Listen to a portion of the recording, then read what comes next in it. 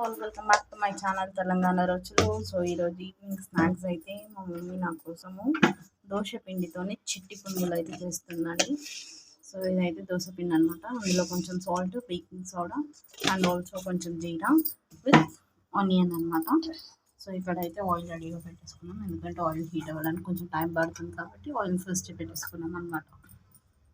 So ఇది మొత్తం కలుపుకోవాలమ్మా.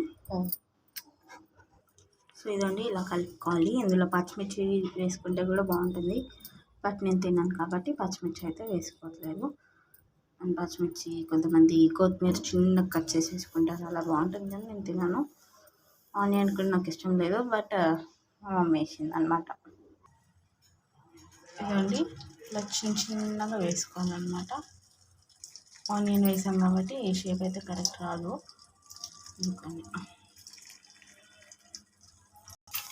So ఇదండి చిన్నవి, చాలా చిన్నవి చిట్టి పునుగులు.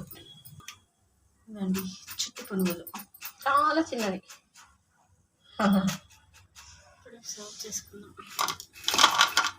సో ఒక లాట్ అయితే అయిపోయింది, ఇప్పుడు ఇంకోటి అయితే వేసుకున్నాం అన్నమాట. స్నాక్స్ ఏం లేవండి ఇంట్లో, నాకేమో బోర్ పడుతుంది, అందుకే మా అమ్మతో నేర్పించాను అన్నమాట. సో ఇదండి చిట్టి పునుగులు అయితే అయిపోయాయి. ఇవి మేమైతే విజయవాడలో చూసామన్నమాట. విజయవాడలో చేస్తారు ఇలా చిట్టి పునుగులు. ఇందులోని పునుగుల్లోనే డిఫరెంట్ ఉంటాయి అన్నమాట. దోశ పిండితో చేసేవి, బియ్యం పిండితో చేసేవి, మైదా పిండితో చేసేవి, ఇలా డిఫరెంట్గా ఉంటాయి. అంటే కొన్ని ఆనియన్ అవన్నీ వేసి చేస్తారు, కొంతమంది ప్లెయిన్ చేస్తారు. సో ఇలా అన్నమాట. మేమైతే ఇంట్లో సింపుల్గా ఆనియన్, జీలకర్ర, సాల్ట్ వేసుకొని అయితే చేసామన్నమాట ఈవినింగ్ స్నాక్.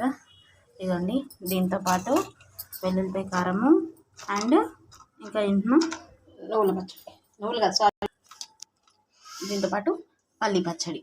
సో ఇదండి మార్నింగ్ దోశలు చేసిన పల్లీల పచ్చడి.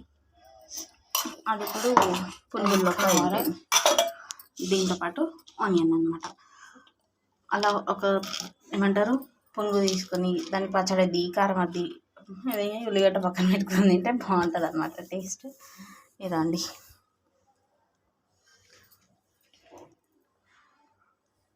వాళ్ళ నాన్నకి. సో ఇదైతే మా డాడీకి ఇస్తాను అనమాట. సో ఇదిగోండి ఈవినింగ్ స్నాక్ పునుగులు అయితే అయిపోయింది ఇంట్లోనే సింపుల్గా. So thank you for watching my video. Please do like, share and subscribe my channel. Thank you.